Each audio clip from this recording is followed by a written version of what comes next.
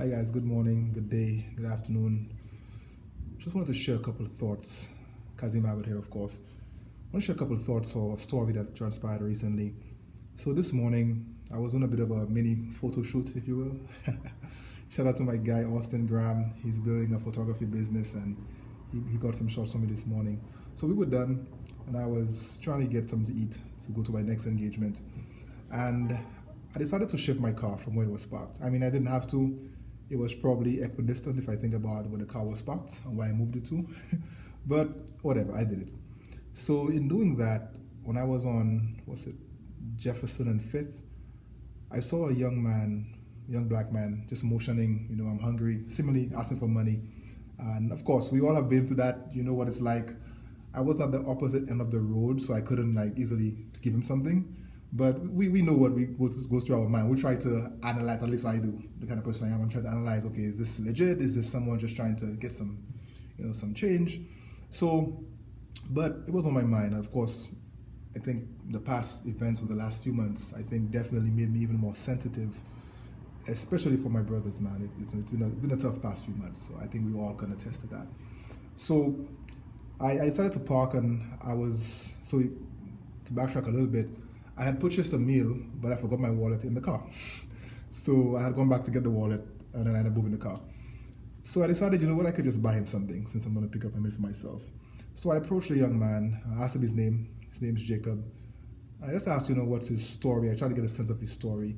And turns out he's from Chicago, came out here for rehab, for alcoholism, and he's just trying to get his life back on track. But that didn't quite go as planned. He's seemingly winning the alcohol battle, but currently he's homeless. And so I said, you know what, I'm about to get something to eat. How about you just, join me and walk and talk, just to kind of get, a little more about him. So we did that, and then I got him a meal. We sat down, we ate, and I found out that this young man, who most might judge seeing that he's homeless and begging for money, this young man actually is only 28 credits away from a bachelor's degree. From Jackson State. Shout out to JSU. So he just kind of shared that, he fell into the trap, made some poor decisions, and hit rock bottom. Is trying to get his life back in order. He has a son, an 8-year-old son, and that's a big motivating factor in trying to get on. So I mean, man, it definitely just kind of broke my heart. It's really tough out here, man. And again, I know, as we spoke, just being in that situation, having to be on the road begging for money, that's not something anyone wants to do. And he kept telling me, I'm 28 years old, man. I could do stuff. I want to do stuff. So we had a conversation. Of course, you guys know me. I'm serious about what I say. The Warren Buffett of people. I believe in investing in people. That's my calling, in a sense. So my brain initially went to, okay, how could we solution? How could we help this person? How could we put him in position to make the change that he wants? So I made a couple of phone calls. There's a shelter that I used to volunteer with and did some Bible studies with in the past, Helping Hands, give him a shout out. So I found out that, and he thought he couldn't get into Helping Hands because of the whole COVID thing, but I made a few calls and found out that if he gets tested for COVID and it's negative, then he can't get into Helping Hands. So we did that. We also gonna get him his driver's license, get a copy of his driver's license and documentation, and I'm gonna get him some clothes also. So we just in that short encounter, we outlined a plan, and once we get him to that shelter, there's so many resources to helping people like himself, to use state resources to get back into society, to get a job, to get back on his feet. So I really feel like in just that short interaction, and we probably sat together for 30 minutes actually, but we're able to just put a high-level plan in place to help this person get back on their feet. And that's what it's about, guys. That's what it's about. It's really about, when you see others struggling, helping them change. Because clearly what they were doing got them to the wrong destination. So now if we're able to help right that ship around, that could make the biggest difference.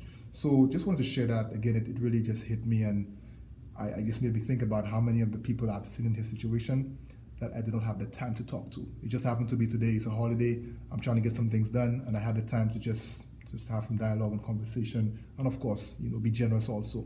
So I just want to encourage you guys. People go through a lot. People go through a lot. We don't know everybody's story. We don't. And we won't have the time to hear everybody's story either. But definitely just be committed to, being an agent of change. Be an agent of change. Maybe all you could do is just point them in the right direction. Maybe that's it. Maybe all you could do is buy them a meal. Maybe that's it. But whatever it is, there's something you could do. And you know what? I believe, man, I believe this is the beginning of something special. I really think so. He definitely, just in talking to him, he definitely seems to have the knowledge or a concept of faith. So I will definitely be looking to pull that thread. And I told him, I'm like, man, listen, today is the day that things start turning around for you. Today is the day. So I'll just put that out there for you. Whatever you're going through, if anyone's going through something, today is the day that things begin to change. Today is that day. Declare it, own it, and start just speaking it to the point that it starts to manifest. So just want to share that with you guys, and thank you for your time. Of course, I don't take this lightly. I know we could be doing so many different things, but definitely I will keep you guys posted. But I believe that's one brother I think he was pursuing a political science degree, and the guy's intelligent. So looking forward to what happens in the near future. By God's grace, we will definitely make a difference.